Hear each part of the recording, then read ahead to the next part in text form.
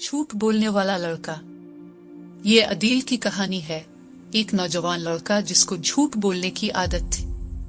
अदील की माँ एक मेहनती औरत थी जो अपने बेटे के लिए दिन रात मेहनत करती थी, लेकिन अदील ये बात समझ नहीं सका।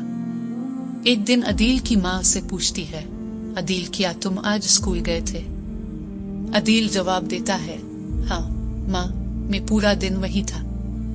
हकीकत में अदील स्कूल से गैर हाजिर होता है और अपने आवारा दोस्तों के साथ आवारागर्दी में वक्त बर्बाद करता है। शाम को जब अदील की माँ पूछती है, क्या तुम मस्जिद में नमाज के लिए गए थे? अदील जवाब देता है, हाँ माँ, मैंने दूसरों के साथ मगरिब की नमाज पढ़ी है। हकीकत में अदील गलियों में वक्त जाया करता है। अदील की माँ से सौदा सलफ खरीदने के लिए पैसे देती तो अदील वो पैसे अपने दोस्तों के साथ खर्च कर देता। जब उसकी माँ पैसों के बारे में पूछती तो अदील कहता, माँ, पैसे गुम हो गए।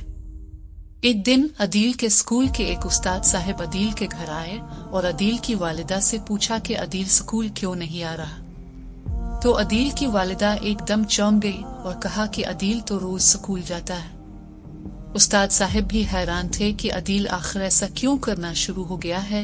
कुछ देर बाद जब अदील घर वापस आता है और अपने उस्ताद साहब को अपने घर पर देखता है तो वो बहुत डर जाता है। उस्ताद साहब उसको पूछते हैं कि वो किधर से आ रहा है तो वो बहुत शर्मिंदा होता है।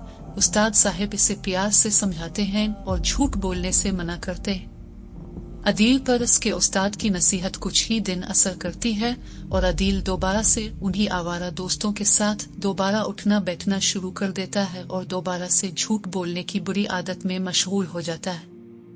एक रोज अदील की वालिदा बहुत बीमार हो जाती हैं और अदील से कहती हैं कि वो बाजार से दवा ले आए और इसे घर में रखी आखिरी जमा पूंजी थमा देती है। अदील वो पैसे अपने दोस्तों के साथ खर्च कर देता है और सोचता है कि वो घर जाके माँ से दोबारा झूठ बोल देगा। जब अदील वापस आता है तो देखता है कि इसकी माँ बिस्तर पर लेटी है, कमजोर और उठने के काबिल भी नहीं है। वो बहुत ही कमजोर सी आवाज में पूछती है, अदील बेटा, क्या तुम दवा ले आए? अदील को अब अपने झूठ बोलने पर बेहद शर्मिंदगी और अफसोस होता है। अदील भागकर अपने आवारा दोस्तों से मदद मांगने जाता है पर उसके दोस्त इसकी मदद करने से साफ इनकार कर देते हैं।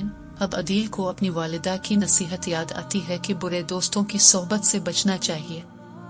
वो फौरन से अपने उस्ताद साहिब के घर जाता है और उनसे मदद तलब करता है। अदील के उस्ताद इसको इसी वक्त कुछ रकम थमा देते हैं और फिर से नसीहत करते हैं, बेटा ये रकम ले लो और अब की बार उसे सही जगह इस्तेमाल करना। अदील की आंखों में आंसू आ जाते हैं। वो दौड़ता हुआ जाता है और अपनी बीमार माँ के लिए दवा ले जाता है। अदील को अब इसकी माँ की मेहनत और ईमानदारी की कदर मालूम हो चुकी थी और आवारा दोस्तों की बुरी सोहबत से भी छुटकारा हासिल हो चुका था। वक्त के साथ अदील सच बोलने लगता है और जिम्मेदार लड़का बन जाता है। वो अपनी माँ की मदद करता है और स्कूल में अच्छा काम करता है। अखलाकी सबक। झूठ बोलना आसान लगता है, लेकिन झूठ हमेशा मुश्किलात पैदा करता है और अल्लाह और उसके हबीब की नाराजगी का सबब बनता है।